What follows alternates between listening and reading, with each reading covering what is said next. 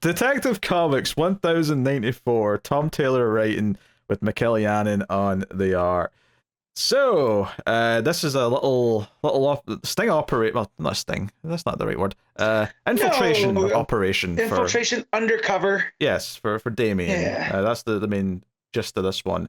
To try and figure out what's going on, because this one like sort of juvenile prisons, what's connecting all these victims, and there's a nice opening where Batman's determined to save the teenager that's next to him in the car wreck and the fire, and all of that's pretty well narrated, I thought.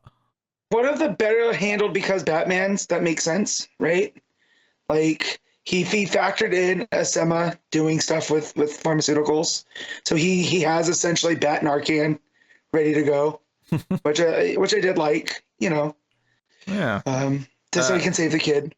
Yeah, no, I like this because you've got obviously all the red and yellow coloring of that first page and a half, and then once he's got the kid inside the Batmobile, there's this sort of blue and sort of harsh pink lighting. I really like that. Yeah, that's fair. I do hate, like, I appreciate him being prepared for this stuff with the belt, like bringing those things along. But do you hate the little arm? I hate the little arm. I hate the little arm so much. You win some, you lose some. It's like R2-D2 sticking a little arm out of his belt. It's terrible. I agree. R2-D2 is terrible. I agree with you, Connor. That's not what I said. Now. I love how both Star Wars fans just got a little test. Well, you could slander a lot of things, but you leave R2 out of it, all right? The man's a hero. He's the main character of those movies. Yeah. Sure, Chief. So yeah, basically Batman talks to Bullock with Robin. The teenager is in the hospital. Bullock's going to look after him, make sure he's protected. But this is where it gets to the main story of the issue, which is that Batman needs to know more about this prison for kids, so he's got a ringer. He's sending in Damien, and they've given him prosthetics that'll last a week, so he doesn't look like himself. And they're going to put him in there to scope things out. What, Matt? Well, no, I just love that Yannon draws it like those fake nose glasses. Like, yes, these are big prosthetics that are going on Damien's face, right? But effectively, it's the glasses with the big nose. Yeah. That he's going in there with, and I thought that was kind of low key funny. Yeah, so we get introduced to this like evil warden who, immediately is an evil scum. Like, he just has that vibe about him, the way he talks to them. Yeah. The way he talks to Bruce, because Bruce comes under the guise of maybe like donating to the prison, and this guy is like, oh, like, yes, your parents got killed by criminals, so you want to make sure we're punishing these kids properly. Don't you worry, we're punishing them in ways that we can't report and no one gets to see. And like, he's got this big evil smile on his face, and then Batman's narration is, I hate this man. Yeah. And I'm like, he's going to punch this guy. That smile versus the Bruce's like grim like look on his face is again Yannon dialing it up. He enjoys the knocking out of this guy just a little bit more. Yes. Yeah. More than he should have done. Yeah, he has to do it anyway. He knows he's doing it for the right reasons, but he gets to enjoy it, just that touch. Yes. Yeah, so yeah, he plants a thing, and so Oracle can like track all the cameras and whatever. But it's up to Damien now, and we also see that Anima is watching the teenager at the hospital. But honestly, this book did give me a huge laugh, or not even a laugh. I don't even know if that's the right word. I kind of laughed, but I laughed in kind of like a sort of like, not that's haha funny, but more I love this moment. It's making me laugh. So the whole thing here is that these guards basically go to beat up one of the prisoners who's like 10 years old because you're not supposed to talk when you're having lunch. And Damien, of course, doesn't stand for it, gets up and starts beating up the guards and all the rest of it. And when it cuts to Oracle, and she's like, hey, Batman, we got an issue. And he's like, what happened? And he's like, oh, the guards were going to beat up a 10-year-old. And he's like, Damien protected him? And she's like, yes. And then she's like, oh, he's built a barricade in the cafeteria and he's got full control of the prison. And then just that panel of Batman smirking, like, that popped me. Like, yeah, I was like, it's only funny because earlier the bit we didn't address is Bruce like, just do what you're told, don't get sent to solitary, you got just follow the warden's orders, just do what they say, just suck it up for a few days. Specifically, he tells him you can't save anybody from solitary, right? So just kind of play along. I know it's going to be hard, right? But in this instance where he's standing up for somebody that, did do anything, and then he gets full control of the cafeteria, Bruce is like, that's my boy.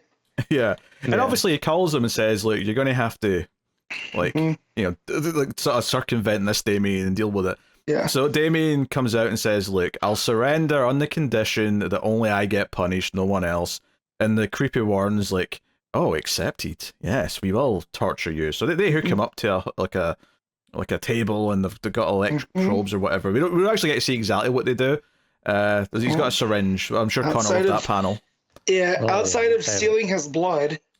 Yes, that's right. Very clear. So yeah, that's the thing. It's like, okay, so the villain's probably getting blood from these teenagers. They're effectively being farmed.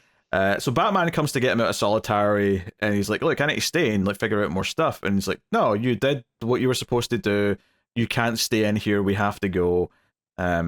We've gotten enough information. And then the end of the issue is when they drive home. There is a note on the front of the Wayne Manor from Anima saying the truth you need to know. Now, does Anima I think we do know that she kind of has figured out that he's Batman, but I would say that on its own, this could be a case of, well, is she contacting Batman, or is she leaving this note for Bruce Wayne specifically? For Bruce Wayne, right. But to be fair, we did have that whole blood test thing in last issue, so whatever. It's irrelevant. Yeah, and also the boy that Bruce saves at the beginning seemed to be like a victim of circumstance. Like, he wasn't like a bad kid, right? He happened to be in the car that was stolen by a friend, and they went for a joyride, and he was the one that was taken in, and the friend, I think, was taken to the hospital, and that's how he ended up in that facility. He died.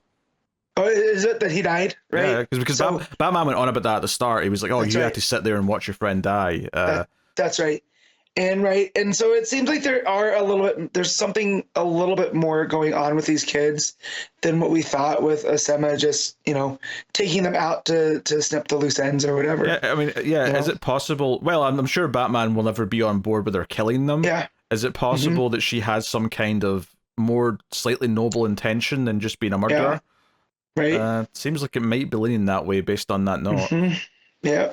So very, very curious going on here. Yeah.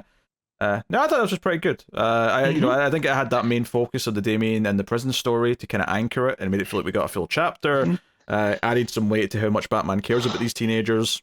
And the art is pretty gorgeous, so. Yeah, and it's Tom Taylor smartly taking on a social issue, right? With, kind of these for-profit prisons that deal with kids and how they pump them out. And they're just essentially a number, because even the warden refers to them as units, not as, juveniles or prisoners or anything.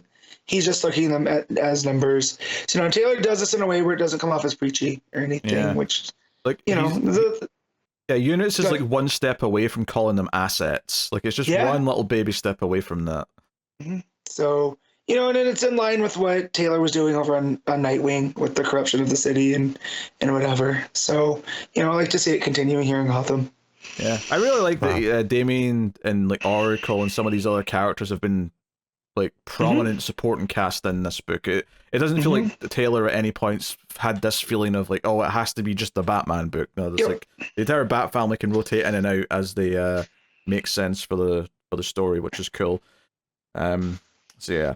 I mean, honestly, like, the only downside to this issue is that it has to live up to that one panel from last month with, like, Batman standing in front of the shotgun saying, "You're such a little man." Like, like, that's such a hard panel to top that, fair play, it can't do it every month. But this was a really focused chapter on the story. I'm liking the themes he's playing with. And once again, the only thing lingering in the background that could derail this run is that poking of the bear of the Joe Chill stuff and how that comes up. And I again. like how that wasn't brought up at all in this issue.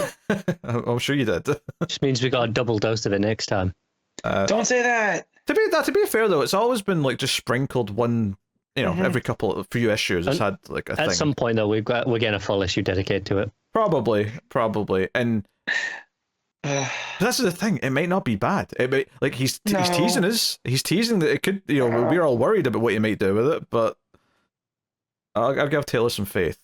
He's earned a little bit of trust. 100%. So Connor's not convinced. No, not for me. No, I'm sorry. I think he has trust and faith in a lot of things. I think when you're messing with stuff like that, it's such a general critique that we have over so many Bat writers that I think it's only fair that I hold him to the same standards as all the others. Oh, I mean, no, I mean, if he does something I don't like with it, if he tries to say I Joe think Chill, there are very little things he could do with it that I will be like, oh, that's fine, actually.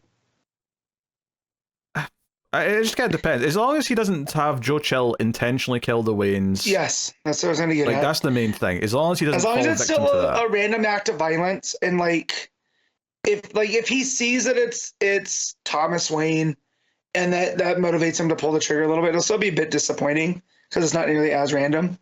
But again, we haven't seen Joe Chill almost at all, except for the beginning. I mean, and as far as we know, Joe Chill doesn't even know the doctor who helped him or treated him. That may never be something he's aware of.